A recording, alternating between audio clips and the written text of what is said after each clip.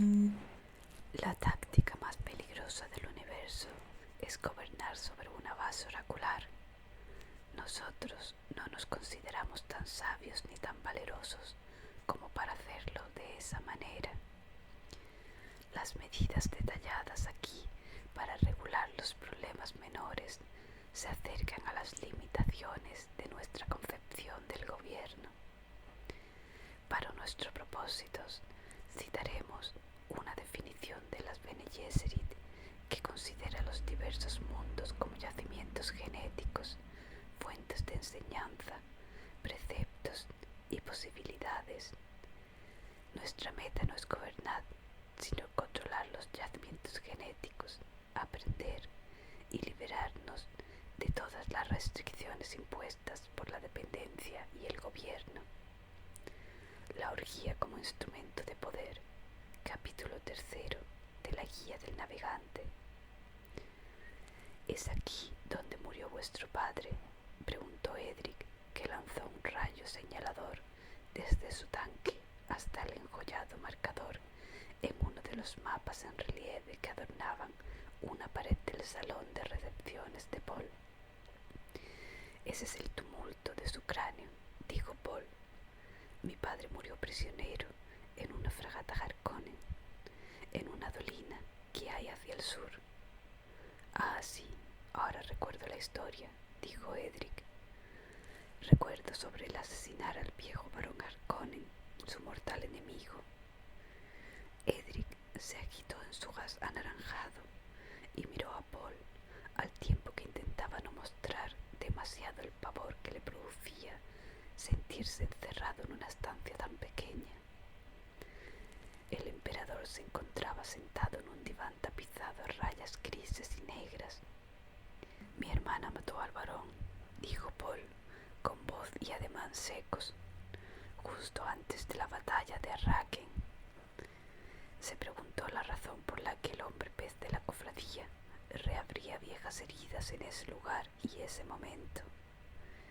El navegante parecía estar librando una batalla perdida para contener sus alteradas energías. Lejos quedaban los lánguidos movimientos acuáticos de su primer encuentro. Los minúsculos ojos de Edric se movían con brusquedad hacia todas partes, inquisitivos y calculadores. El sirviente que lo había llevado hasta allí se había retirado hasta colocarse cerca de la línea de guardias personales, situados junto a la pared a la izquierda de Paul. Ese sirviente le inquietaba. Era corpulento, de cuello ancho y con rostro vacuo e inexpresivo. El hombre había entrado en el salón empujando el tanque de Edric, montado sobre su soporte. Caminaba de forma extraña, con los brazos en jarras. Edric lo había llamado Citale. Citale, un sirviente. El aspecto del sirviente evidenciaba estrechez de miras, pero sus ojos lo traicionaban. Se reían de todo lo que veían. Vuestra concubina pareció disfrutar del espectáculo de las bailacaras, dijo Edric. Me complace haberle proporcionado esa pequeña diversión. Me gustó en particular su reacción al ver sus propios rasgos repetidos al mismo tiempo por todo el grupo. ¿No hay nadie que aconseje a los navegantes a la hora de hacer regalos?, preguntó Paul, y pensó en el espectáculo que se había ofrecido en el gran salón. Los bailacaras se habían presentado con el aspecto y los atuendos del tarot de Dune, para después empezar a moverse en patrones al parecer aleatorios que evocaban vívidas llamas y antiguos presagios. Luego habían llegado los gobernantes, un desfile de reyes y emperadores como efigies de monedas, formales y rígidos, pero de una fluidez muy llamativa. Y la diversión, una copia del rostro y del cuerpo de Paul, Chani repetida a través de todo el salón, e incluso Stilgar, que había gruñido y rezongado mientras los demás se reían. Pero nuestros presentes tenían la mejor intención, protestó Edric. ¿Qué atención? Preguntó Paul. El gola que os habéis traído confiesa que fue diseñado para destruirnos. Destruiros, señor, dijo Edric con suavidad. ¿Quién puede destruir a un dios? Stilgar, que entró en la estancia mientras se pronunciaba esas últimas palabras, se detuvo y miró a los guardias. Se encontraba mucho más lejos de Paul de lo que hubiera gustado. Hizo un gesto rabioso para que se acercasen. «Todo va bien, Still», dijo Paul, que agitó una mano. «No es más que una conversación amistosa. ¿Por qué no acercas el tanque del embajador al extremo de mi diván?» Stilgar sopesó la orden y descubrió que, al cumplirla, el tanque quedaría entre Paul y el voluminoso sirviente, demasiado cerca de Paul, pero... «No pasa nada, Still», repitió Paul, que hizo una señal privada con la mano que indicaba que la orden era imperativa. Stilgar empujó el tanque a regañadientes y lo acercó a Paul. No le gustaba el aspecto de la cuba ni el denso aroma melange que la rodeaba. Se lo colocó en una esquina del tanque, bajo el orbitante artilugio que el navegante usaba para hablar. «Matar a un dios», dijo Paul, «es muy interesante, pero ¿quién afirma que soy un dios?» «Los que os adoran», dijo Edric, que fijó la vista en Stilgar. «¿Eso creéis?», preguntó Paul. «Lo que yo crea no es pertinente, señor», dijo Edric. «La mayoría piensa que pretendéis conspirar para convertiros en un dios. Y uno se pregunta si es algo que un mortal pueda permitir hacer mientras permanece a salvo». Paul examinó al hombre de la cofradía. Era una criatura repelente pero perspicaz. Acababa de sacar un tema que Paul se había planteado muchas veces, pero las líneas del tiempo mostraban tantas alternativas malas que aceptar convertirse en un dios no era la peor de todas. Había muchas más horribles. No obstante, no se trataba de una conversación propia de un navegante. Curioso, ¿por qué había planteado esa pregunta? ¿Qué esperaba conseguir Edric con un descaro así? Los pensamientos de Paul se sacudieron. Seguro que la relación con los Tleilaxu estaba detrás de todo. Otra sacudida. La reciente victoria de la yihad en Sembou debía de haber acelerado la trama de Edric. Otra sacudida. También había cierto retazo del credo Bene Gesserit. Otra sacudida. Un proceso que involucraba miles de unidades de información sacudió su conciencia computacional. Todo en unos 3 segundos quizá. ¿Acaso un navegante cuestiona las directrices de la presciencia?, preguntó Paul, lo que equilibró a Edric. Las palabras alteraron al navegante, pero se sobrepuso bastante bien, murmurando lo que parecía un largo aforismo. Ningún hombre inteligente dudaría del hecho de la presciencia, señor. Los hombres conocen la visión oracular desde la antigüedad. Tiende a manifestarse en los momentos más insospechados.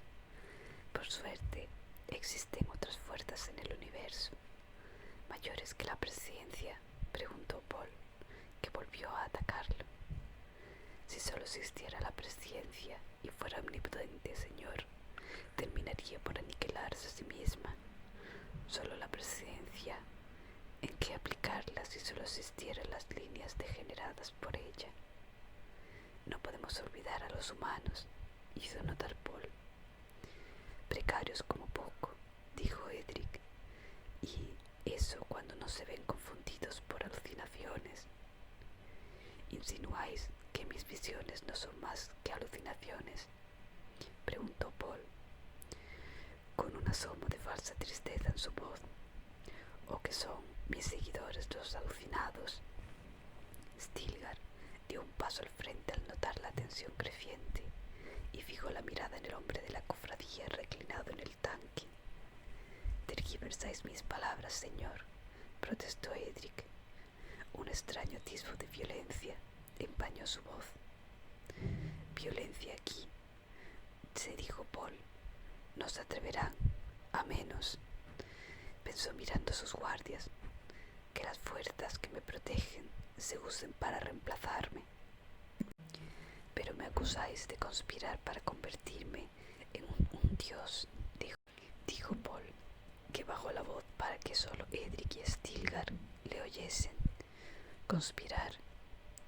Quizás no fuese la palabra adecuada, mi señor, dijo Edric, pero es significativa, dijo Paul.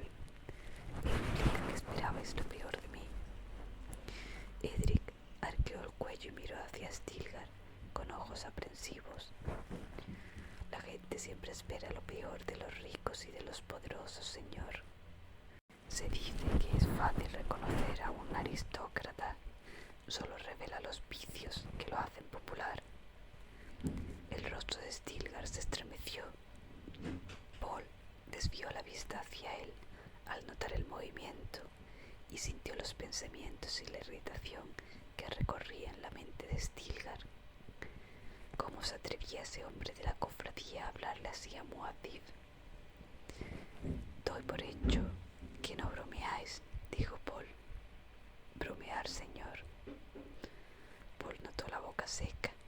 Le dio la sensación de que la estancia estaba abarrotada de gente, de que el aire que respiraba había pasado por demasiados pulmones.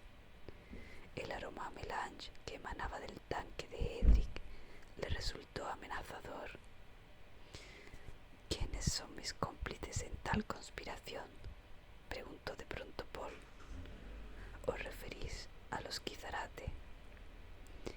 Edric se encogió de hombros y agitó una nube de gas anaranjado alrededor de su cabeza. Ya no parecía preocupado por la presencia de Stilgar, pese a que el Fremen seguía fulminándolo con la mirada. O quizás decís que los misioneros de las santas órdenes, todos y cada uno de ellos, predican sutiles falsedades, insistió Paul.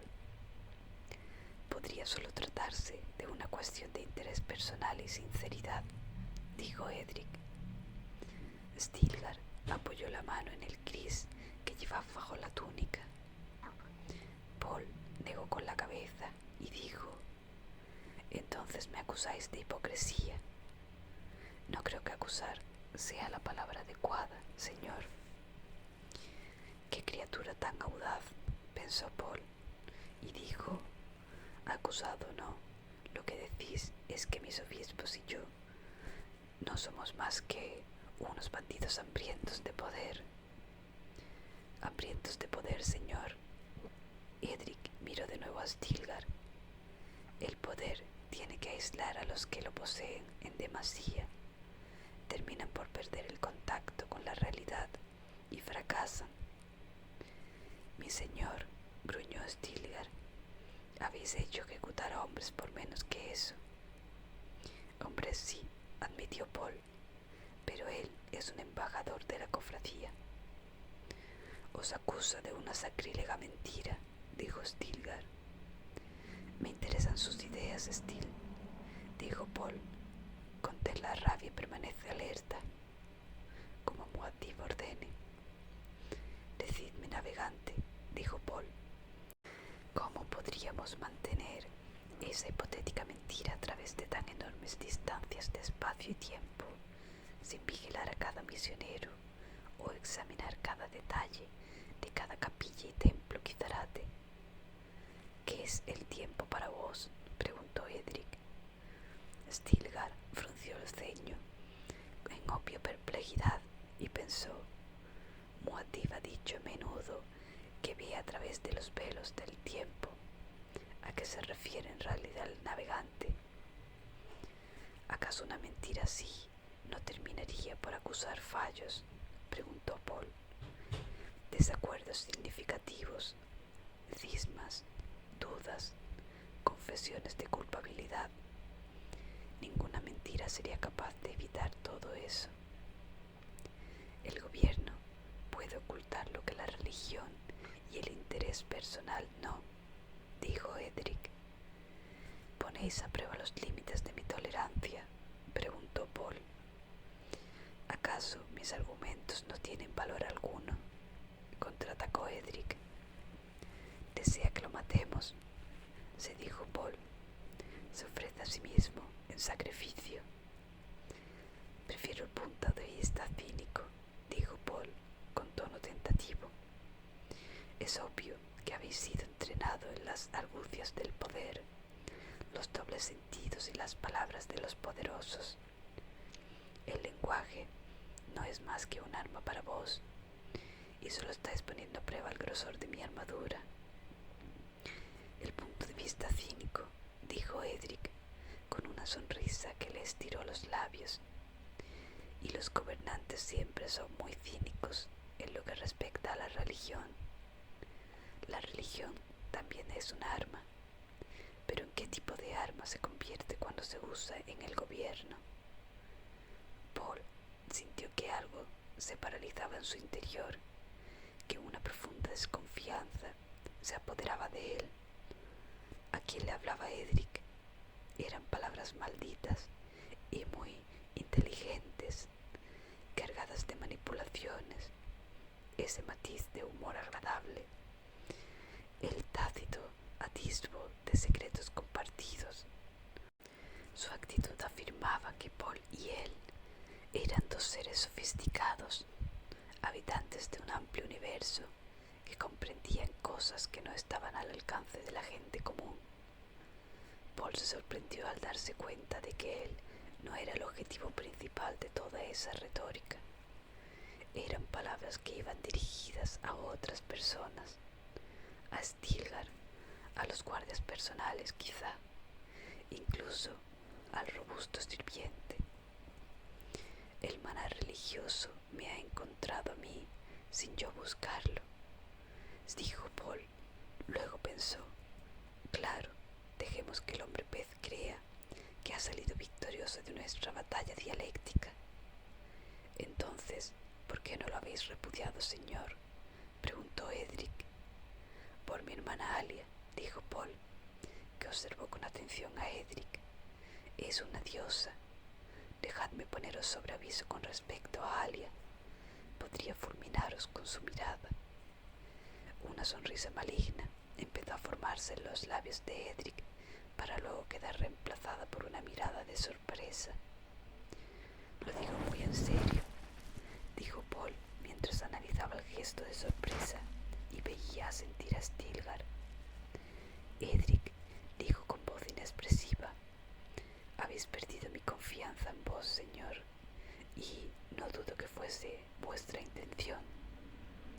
No estéis tan seguro de conocer mis intenciones, dijo Paul, que hizo una seña a Stilgar para indicar que la reunión había terminado.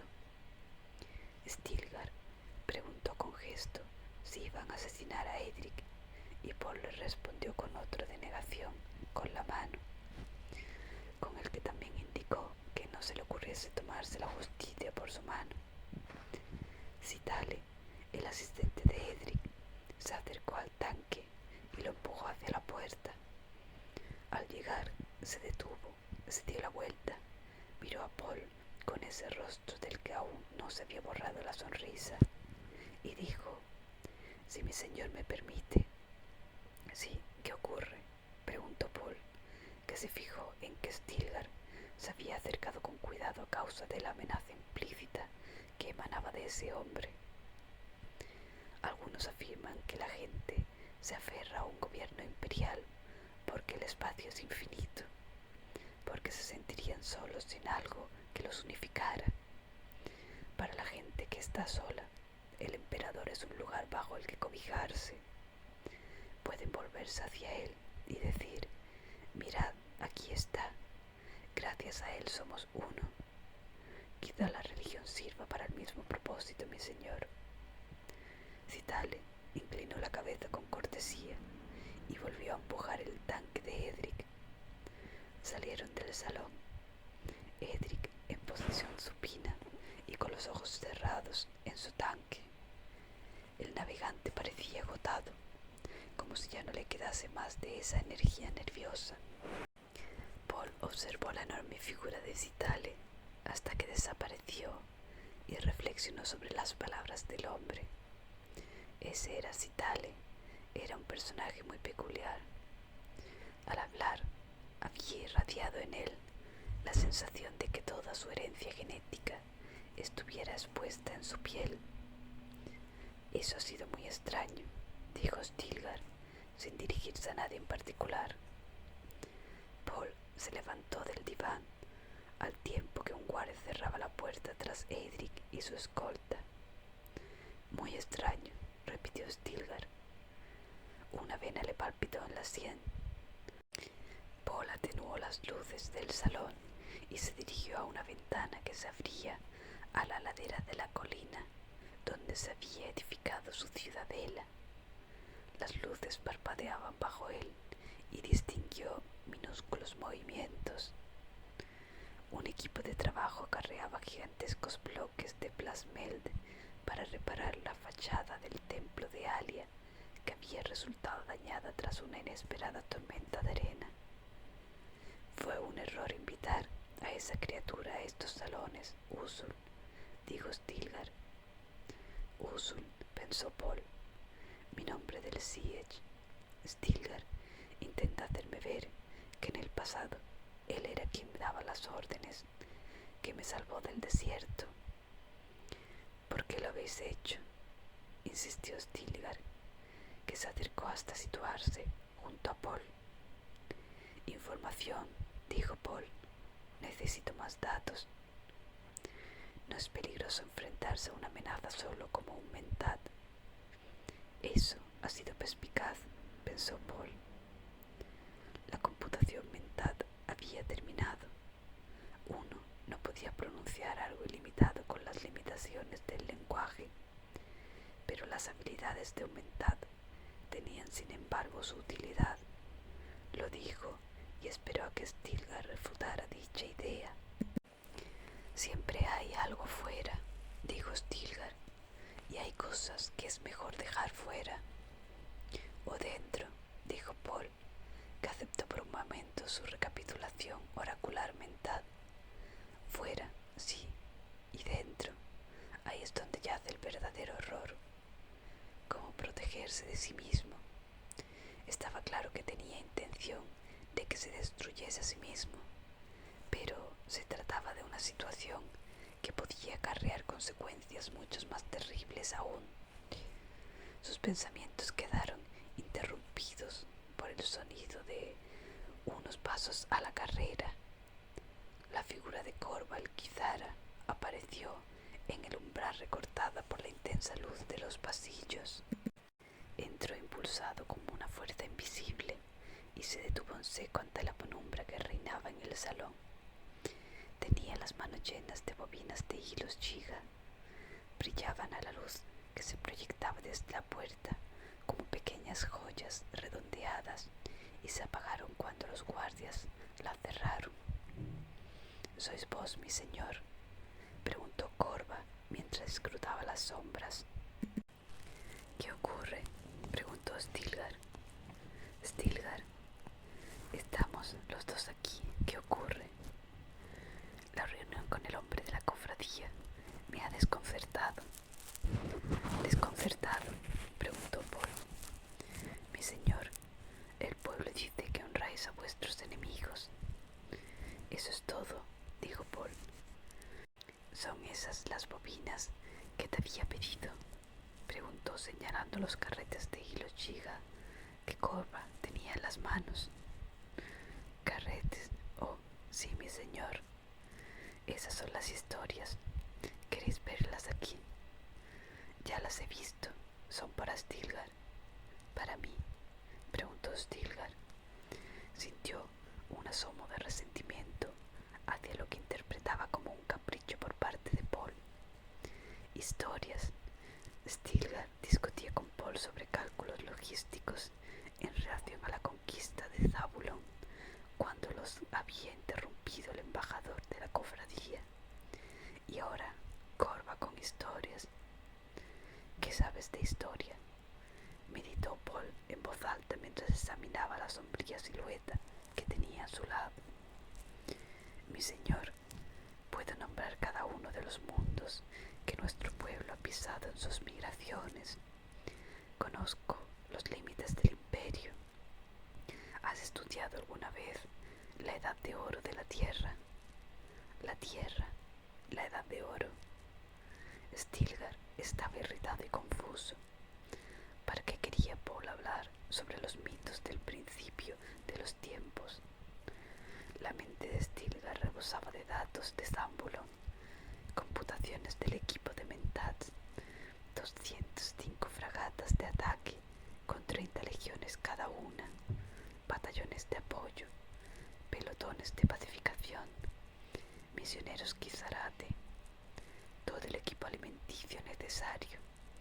Tenía las cifras grabadas en su mente, y melange, armamento, uniformes, condecoraciones, unas para las cenizas de los muertos, la cantidad exacta de especialistas y también los efectivos necesarios para la propaganda, clérigos, contables, espías y espías dentro de los espías. He traído también el sincronizador de pulsaciones, mi señor, aventuró Corva. Sin duda había captado la creciente tensión entre Paul y Stilgar y se sentía incómodo. Stilgar negó con la cabeza. Un sincronizador de pulsaciones. ¿Para qué quería usar Paul un sistema de enmascaramiento mnemónico en un proyector de hilo Shiga? ¿Para qué analizar datos específicos en las historias? Era tarea de un Mentat. Como siempre, Stilgar no podía evitar sentir una profunda desconfianza hacia todo lo que fuera usar un proyector y sus distintos equipos.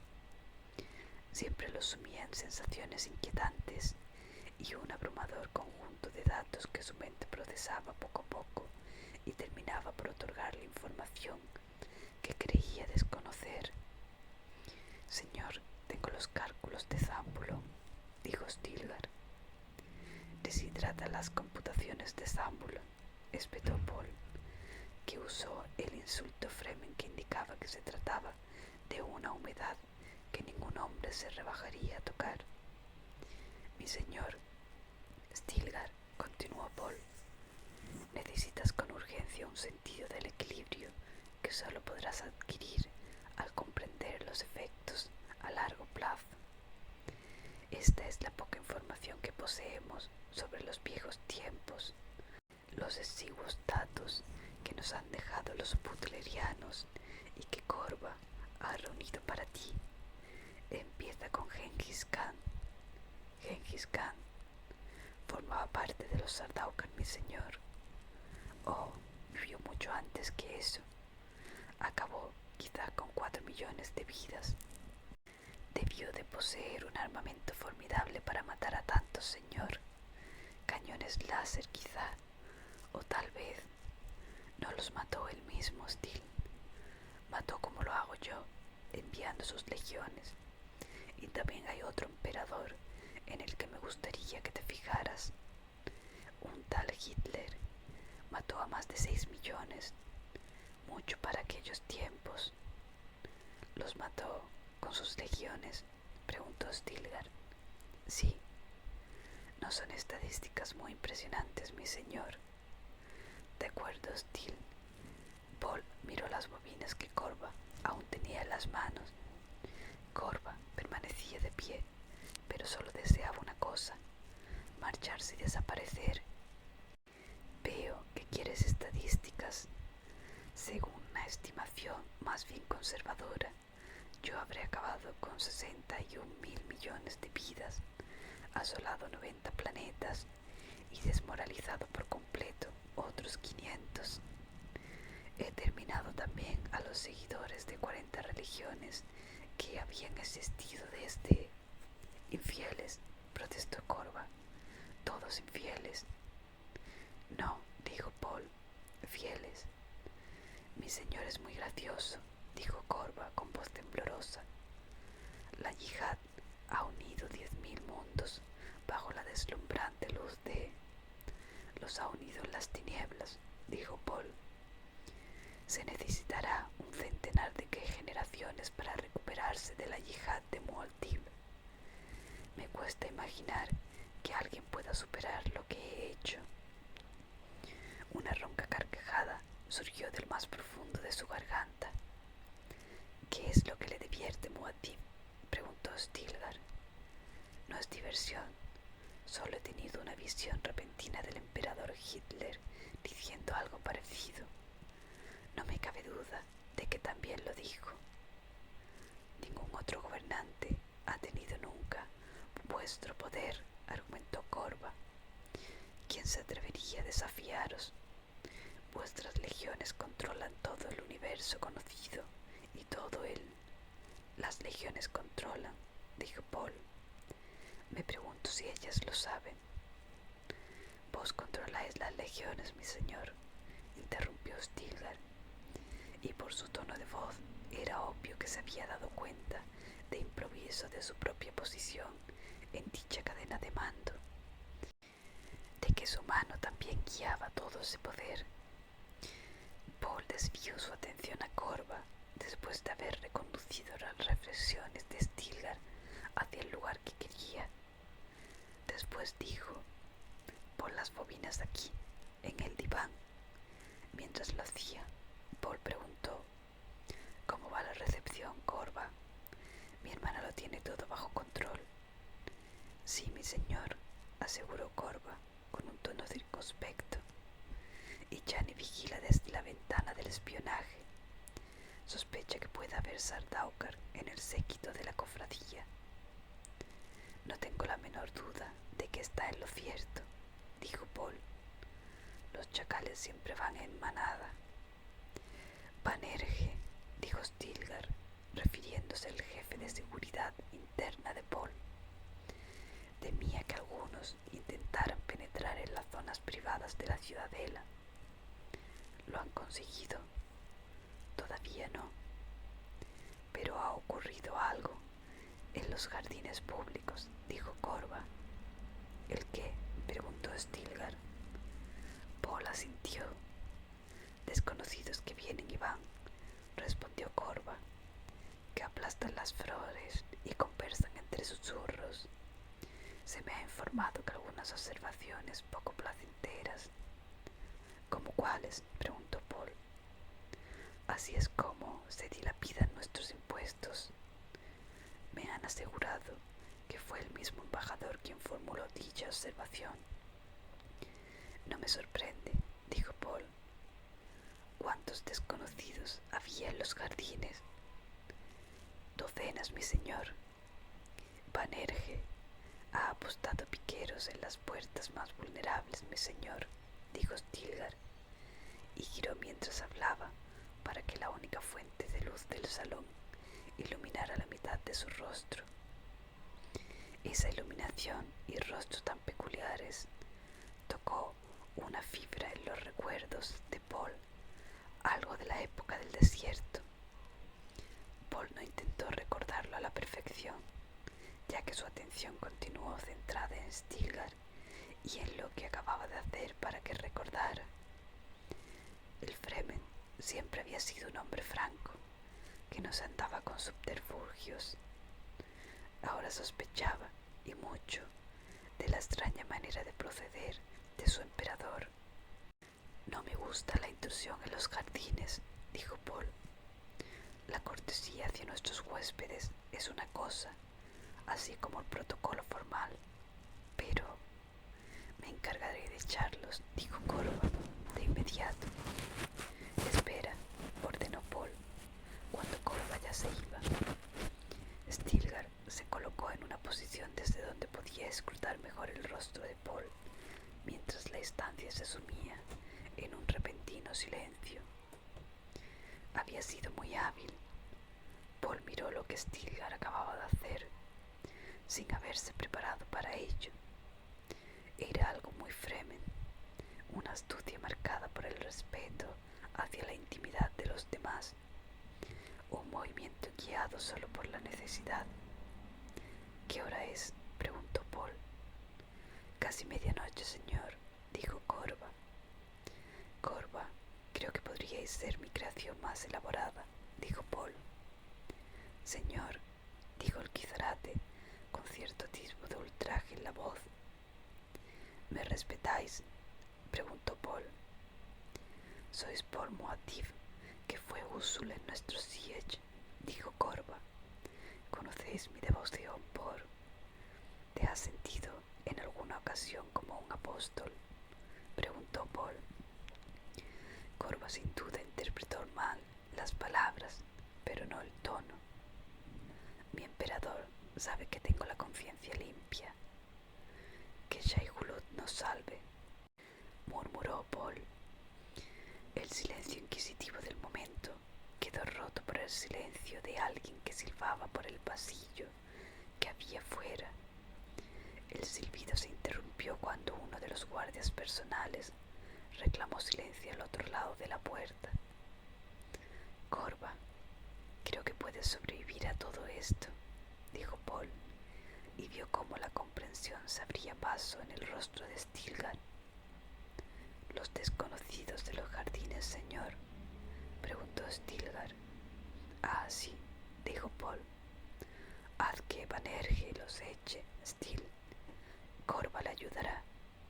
Yo, señor. Corva no pudo ocultar su inquietud.